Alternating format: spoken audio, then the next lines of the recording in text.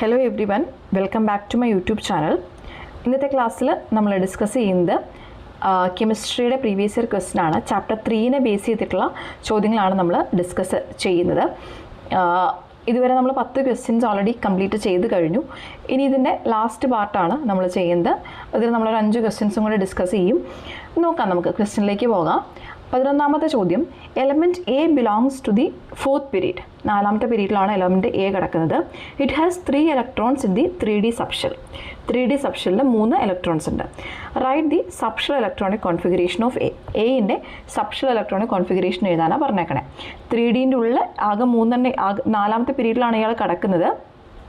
എന്താണ്, ഡീൻ്റെ ഉള്ളിൽ 3 ഇലക്ട്രോൺസ് കിടക്കുന്നുണ്ട്. അപ്പം നമുക്ക് ജസ്റ്റ് ഒന്ന് വരച്ച് നോക്കാം എങ്ങനെ എഴുതുന്നത്. 1s 2s 2p 3s 3p 3d 4s 4p 4d 4f.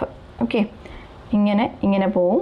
ഇതിൻ്റെ ഗ്യാപ്പിൽ കൂടെ കയറി ഇങ്ങനെ വരും, ദെൻ കയറിയിട്ട് ഇങ്ങനെ പോകും, ഇങ്ങനെ വരും, ദെൻ ഇങ്ങനെ ഫില്ല് ചെയ്യും, ഇങ്ങനെ ഫില്ല് ചെയ്യും, പിന്നെ പോയിട്ട് ഇങ്ങനെ ഫില്ല് ചെയ്യും, ഇങ്ങനെ പോകും. ഓക്കെ, നമുക്കിവിടെ 3D വരെയുള്ള ആവശ്യമുള്ളൂ, അതുകൊണ്ടാണ് ഞാൻ അവിടെ നിർത്തിയത്. അപ്പോൾ എങ്ങനെ എഴുതാം? 1s2 2s2 2p6 then 3s2 3sൻ്റെ ഉള്ള പരമാവധി 2 3s2 ദെൻ 3p6 ദെൻ അടുത്ത പോകുന്നത് എങ്ങോട്ടേക്കാണ്?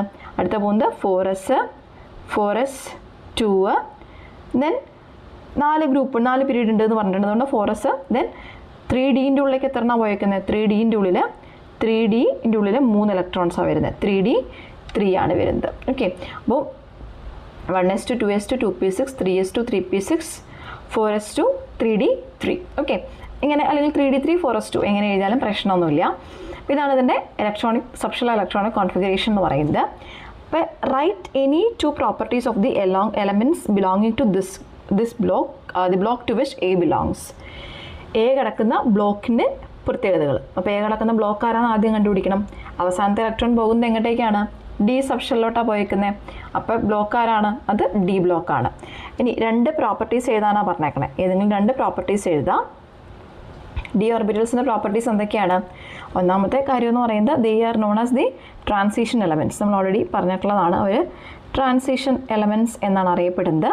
ഇനി അവരുടെ ഇലക്ട്രോൺസ് ഫില്ല് ചെയ്യണമെന്ന് പറയുന്നത് എങ്ങനെയാണ്? ഇലക്ട്രോൺസ് ഫില്ല് ചെയ്യണമെന്ന് പറയുന്നത് പെനൾട്ടിമേറ്റ് ഷെല്ലോട്ടാണ് അവിടെ ഇലക്ട്രോൺസ് ഫില്ല് ചെയ്യുന്നത്.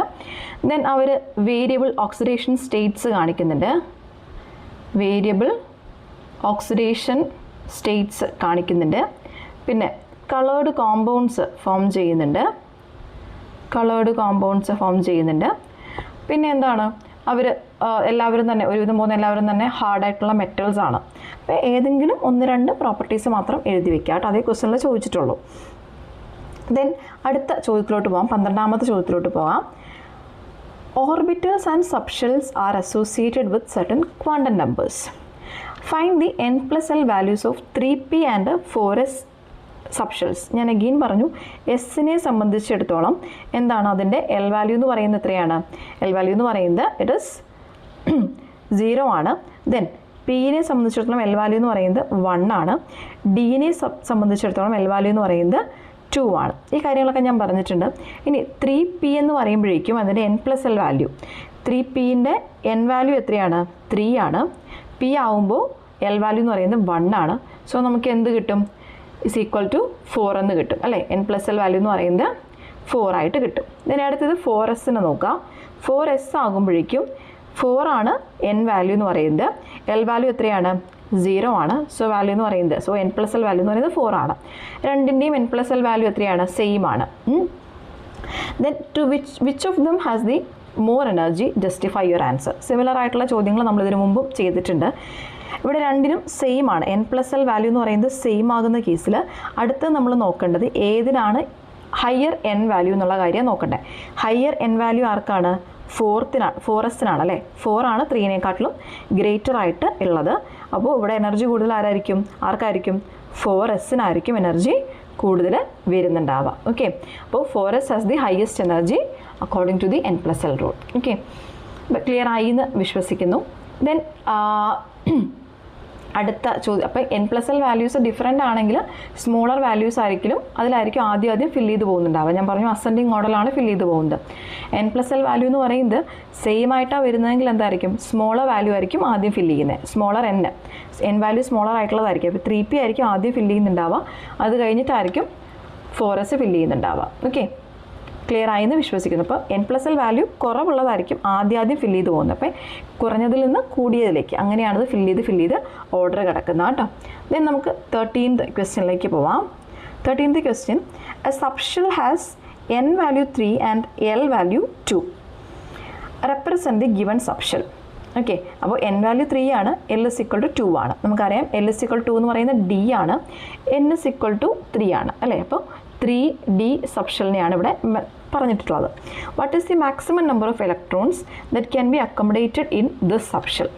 ഡി സബ്ഷെലിനുള്ള പരമാവധി 10 ഇലക്ട്രോൺസ് ആണ് നമ്മളിതിന് മുമ്പുള്ള ഭാഗങ്ങളിൽ പറഞ്ഞിട്ടുണ്ട്. How many orientations are possible? How many orientations? 2l + 1, അതായത് 2 × 2 + 1, 5 ഓറിയൻറ്റേഷൻസ് ആണെന്ന് ഇതിന് പോസിബിൾ ആയിട്ടുള്ളത് കേട്ടോ. ഓറിയൻറ്റേഷൻസ് ആണ്, 5 ഓറിയൻറ്റേഷനാണ് പോസിബിൾ ആയിട്ടുള്ളത്. ക്ലിയർ ആയെന്ന് വിശ്വസിക്കുന്നു. ഓൾറെഡി നമ്മൾ ഇതുപോലത്തുള്ള പ്രോബ്ലംസൊക്കെ മുൻപത്തെ പാർട്ടുകളൊക്കെ ചെയ്തിട്ടുണ്ട്. അതുകൊണ്ടാണ് അത്ര ഈസി ആയിട്ട് നമുക്ക് ചെയ്തു പോകാൻ പറ്റിയത്. ഓക്കെ, അപ്പോൾ ഇതിനു മുമ്പുള്ള പാർട്ടുകളൊക്കെ കാണാത്തവർ പോയിട്ട് ആ ഭാഗങ്ങളൊക്കെ ഒന്ന് കാണാം കേട്ടോ. അതിനു മുമ്പ് നമ്മൾ 2 പാർട്ടുകൾ അപ്ലോഡ് ചെയ്തിട്ടുണ്ട്, അതൊന്ന് പോയിട്ട് കാണാം കേട്ടോ.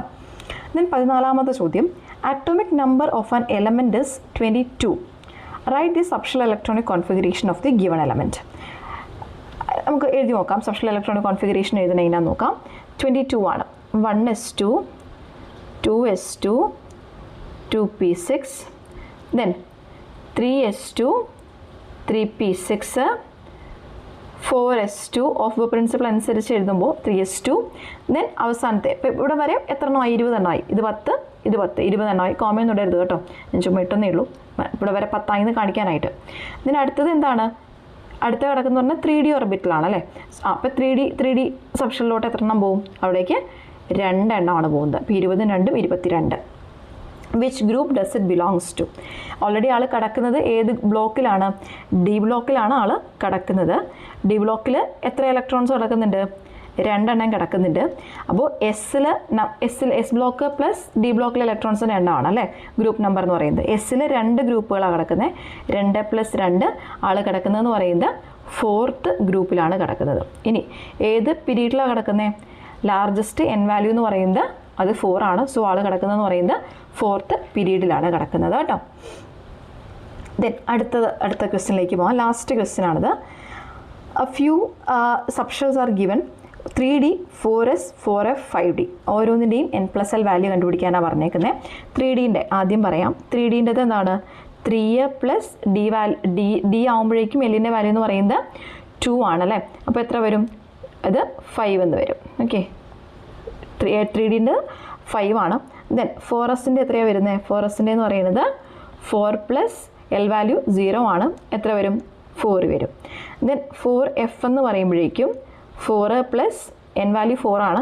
എഫ് ആകുമ്പോഴേക്കും l വാല്യൂ എന്ന് പറയുന്നത് 3 ആണ്. എത്രയാണ്? 7 ആണ് വരുന്നത്. ദെൻ അടുത്തത് 5D ആണ് വന്നേക്കുന്നത്. 5D എന്ന് പറയുമ്പോഴേക്കും n വാല്യൂ 5, d വാല്യൂ എന്ന് പറയുന്നത് എത്രയാണ്? l വാല്യൂ എന്ന് പറയുന്നത് 2 ആണ്. d ആകുമ്പോഴേക്കും ഇതാണ് 7 വന്നു. അപ്പോൾ ഇതാണ് ഇതിൻ്റെ n+l വാല്യൂ എന്ന് പറയുന്നത്. 2 മാർക്ക് വീതം, അര മാർക്ക് വീതം, അര മാർക്ക് വീതമാണ്. ദെൻ അടുത്തത് find the n+l values. Already നമ്മൾ കണ്ടുപിടിച്ച് കഴിഞ്ഞു. Okay, n and l value ആയിരുന്നു കണ്ടുപിടിക്കാൻ പറഞ്ഞിട്ടുണ്ടായിരുന്നു. ഞാൻ ഓൾറെഡി l+l പറഞ്ഞു, കുഴപ്പമില്ല. Then arrange the given subshell in the increasing order of their എനർജീസിൽ അവർ അറേഞ്ച് ചെയ്യാനാണ് പറഞ്ഞേക്കുന്നത്. അപ്പോൾ ഏറ്റവും കുറവ് ആർക്കായിരിക്കും? ഇവിടെ തന്നിരിക്കുന്നതിൽ ഏറ്റവും കുറവ് കിടക്കുന്നത് ഏറ്റവും ചെറിയ വാല്യൂ ആരാ? 4s ആണ്. അപ്പോൾ ഏറ്റവും ചെറുത് 4s ആണ്. അത് കഴിഞ്ഞാൽ പിന്നെ കിടക്കുന്നത് ആരാണ്? പിന്നെ കിടക്കുന്നത് 3D ആണ്. പിന്നെ നോക്കാം, പിന്നെ ഒരേപോലെയുള്ള എനർജി വന്നു. അങ്ങനെ വരുമ്പോൾ നമ്മൾ എന്ത് ചെയ്യണം? ഹയസ്റ്റ് n വാല്യൂനായിരിക്കും ഹയർ എനർജി കൂടുതൽ അല്ലേ. അപ്പോൾ നോക്കാം, അപ്പോൾ ഇവിടെ കിടക്കുന്നത് അങ്ങനെ ആയിരിക്കും. 4fനായിരിക്കും 5D കുറച്ച് എനർജി. അപ്പോൾ അത് കഴിഞ്ഞിട്ടായിരിക്കും 5D വരുന്നുണ്ടാവുക.